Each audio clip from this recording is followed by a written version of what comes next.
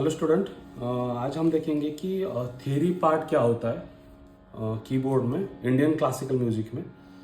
सो यहाँ पे हम कुछ बेसिक्स अंडरस्टैंड करते हैं कि यहाँ पे नोट्स क्या होते हैं, ऑक्टेव क्या होते हैं। ठीक है, सो हम जाएंगे नोट्स पे। तो अब यहाँ पे आप देखोगे टाइप ऑफ नोट्स कितने होते हैं, 3 होते हैं। फर्स्ट होता है शुद्ध स्वर, कोमल स्वर एंड तीव्र स्वर। जो पहला शुद्ध स्वर होता है उसमें 7 सुर होते हैं, सा रे गा मा पा ध नी, जो नॉर्मली हम मिडिल ऑक्टेव में प्ले होता है, सेम एज इट इज सा रे गा मा प ध नी। ठीक है, सेकंड अपना जो टाइप है, टाइप ऑफ नोट्स में कोमल स्वर, उसमें रे ग ध नी, ऐसे 4 नोट्स होते हैं। बट यहाँ पे आप देखोगे कि शुद्ध स्वर में भी रे ग ध नी है और कोमल स्वर में भी रे ग ध नी है। तो फाइंड आउट कैसे करेंगे? तो इसका जो साइनिंग है होता है, अगर कोई भी स्वर के नीचे अगर डैश आता है या फिर हम उसको बोलते हैं कि स्लीपिंग लाइन, तो वो कोमल स्वर की साइन होती है, यानी कि वो कोमल स्वर हो गया। वो कहाँ पे होता है? कोमल स्वर कहाँ पे होता है कि लेफ्ट, जो शुद्ध स्वर है उसके लेफ्ट साइड में, यानी कि बैक साइड में होता है। मान लो हमारा जो ये सा, यहाँ पे सा है, ये रे है, तो उसके जो लेफ्ट वाला जो है, पिछले वाला स्वर, ये अपना कोमल स्वर होगा, कोमल रे। ठीक है, एज इट इज जो अपना शुद्ध ग है उसका कोमल ग कहाँ पे आएगा? उसके पहले लेफ्ट साइड में। ठीक है, तो यहाँ पे भी आप देख सकते हो, यहाँ पे मैंने डायग्राम में दिया है, रे ग जो कोमल स्वर है वो नेबर्स है।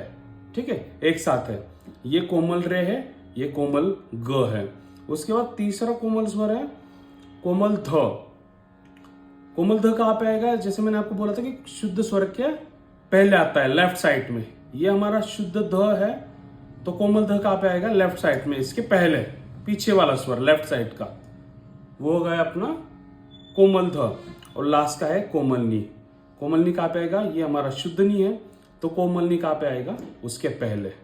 ठीक है, तो ये रे ग, ये दोनों अपने आ गए कोमल स्वर, रे ग, और ये अपने आ गए ध नी, ये कोमल स्वर आ गए।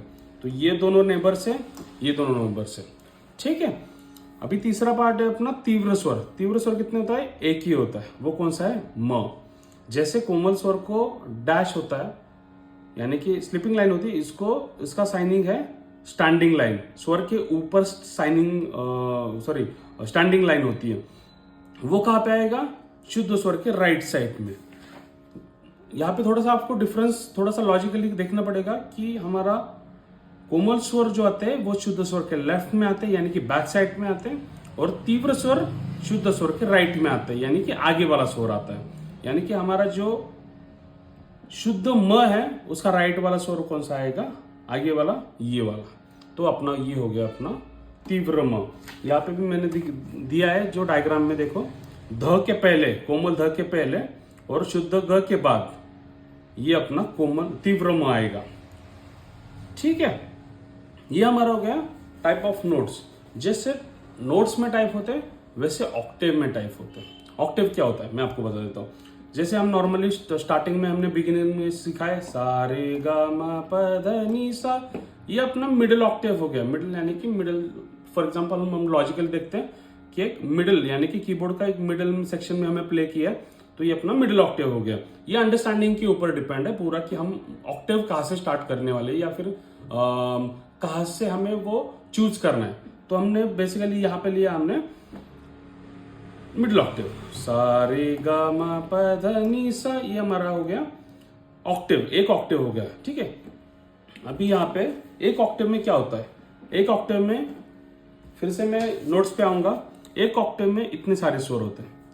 7 शुद्ध स्वर होते हैं, 4 कोमल स्वर होते हैं, एक तीव्र स्वर होता है। ठीक है, 7 और 4 11 और एक 12। इसमें आगे वाला सा नहीं आता है ऑक्टेव में। ऑक्टेव में कहाँ से कहाँ तक आता है? सा से लेकर नी तक आता है। ठीक है, तो आप देखोगे 7 + 4 + 1 टोटल 12 है। तो हमारे ये सारे जितने भी, ये सा से लेकर इस नी तक सारे 12 स्वर आने चाहिए। तो 1 2 3 4 5 6 7 8 9 10 11 12। ठीक है, हमारा 12 स्वर का 12 नोट्स का एक ऑक्टेव क्रिएट होगा। ऐसे 3 ऑक्टेव होते हैं। ठीक है, सो ये देखिए यहाँ पे टाइप ऑफ ऑक्टेव, यहाँ पे 3 ऑक्टेव है, lower octave, middle octave higher octave. ठीक है, यहाँ पे हमने स्टार्ट किया था, ये हमारा हो गया था मिडिल ऑक्टेव, तो लोअर ऑक्टेव इसके पहले आएगा। ठीक है, तो लोअर ऑक्टेव स्टार्ट आप देख सकते हो यहाँ पे, ये 61 कीज का कीबोर्ड है, इसमें मैं आपको समझा रहा हूँ। ठीक है, तो हमारा मान लो यहाँ पे हमारा ये हमने अंडरस्टैंड कर लिया, चूज कर लिया हमने मिडिल ऑक्टेव। सो उसका लोअर ऑक्टेव यानी कि पिछले वाला कौन सा ऑक्टेव आएगा, इस सा से लेकर इस नी तक, ये हमारा लोअर ऑक्टेव आ गया, इस सा से लेकर इस नी तक। उसके बाद इस सा से लेकर इस नी तक हमारा मिडिल ऑक्टेव आ गया, और इस सा से लेकर इस नी तक हमारा हायर ऑक्टेव आ गया।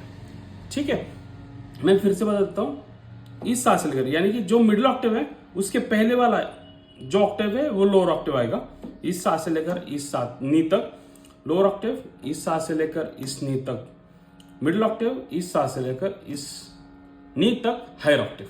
अभी इसमें नोट्स कैसे फाइंड आउट करने हैं मैं आपको बता देता हूं। यहाँ पे आप देख सकते हो लोअर ऑक्टेव में एक साइनिंग होता है, अगर स्वर के नीचे नोट्स के नीचे डॉट आता है तो वो कौन से ऑक्टेव का स्वर होता है, लोअर ऑक्टेव का। ठीक है, अगर मान लो हमें ऐसा सा आ गया, उसके नीचे डॉट आ गया, तो हम कौन सा प्ले करेंगे, ये वाला लोअर ऑक्टेव का स्टार्टिंग वाला। उसके बाद मान लो म के नीचे डॉट आ गया, शुद्ध स्वर के नीचे। यहाँ पे ये भी समझना है कि कोमल स्वर और तीव्र स्वर का जो साइन है वो यूनिक है तीनों ऑक्टेव में, आप देख सकते हो। यहाँ पे भी डैश है यानी कि स्लीपिंग लाइन है, मिडिल ऑक्टेव में भी कोमल स्वर को स्लीपिंग लाइन है, हायर ऑक्टेव में भी स्लीपिंग लाइन है। उसके बाद यहाँ पे तीव्र स्वर को स्टैंडिंग लाइन है, स्टैंडिंग लाइन है, स्टैंडिंग लाइन। तीनों ऑक्टेव में जो कोमल स्वर है और तीव्र स्वर है उनका जो साइन है वो यूनिक है। हमें क्या करना है, सिर्फ हमें ये डॉट के ऊपर ध्यान देना है। अगर मान लो कोई भी नोट्स के नीचे डॉट आता है, उससे हमें पता चलना चाहिए कि ये कौन से ऑक्टेव में प्ले करना है। ठीक है, तो यहाँ पे मैं आपको फिर से बता देता हूँ, लोअर ऑक्टेव में अगर डॉट नीचे आता है यानी कि कोई भी स्वर के नीचे डॉट आता है तो वो स्वर प्ले होगा ये लोअर ऑक्टेव में। मिडिल ऑक्टेव में कोई डॉट नहीं है, अगर मान लो कोई भी आपको नोट्स मिल जाते हैं, वहां पे कोई डॉट नहीं है, कोई भी नोट्स के नीचे ऊपर डॉट नहीं है, तो आपको कौन से ऑक्टेव में प्ले करना है, इस ऑक्टेव में, मिडिल ऑक्टेव में।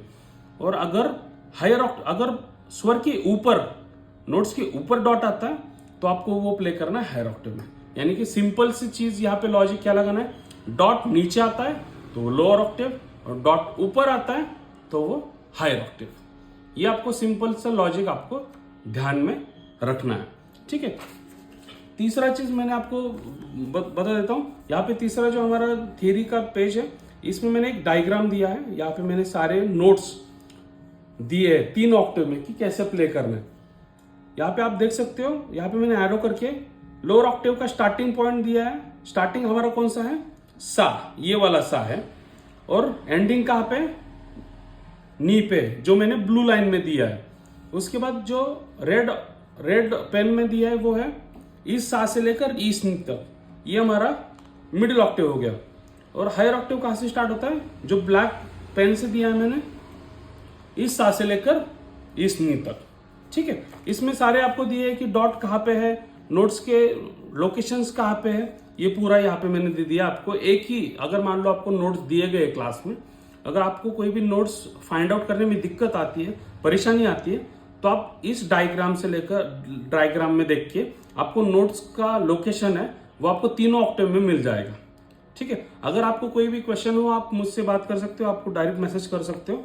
बट आपको इस ऑक्टेव में, इस डायग्राम में मैंने आपको टोटल कितने स्वर हो गए, ये 36 स्वर हो गए, यानी कि 3 ऑक्टेव में, एक ऑक्टेव में 12 स्वर आते हैं, 12 into 3 36 नोट्स का डायग्राम मैंने यहाँ पे दिया है, जो आपको समझ में आएगा कि ऑक्टेव क्या होता है और कहाँ पे प्ले करना है, नोट्स कहाँ पे होते हैं।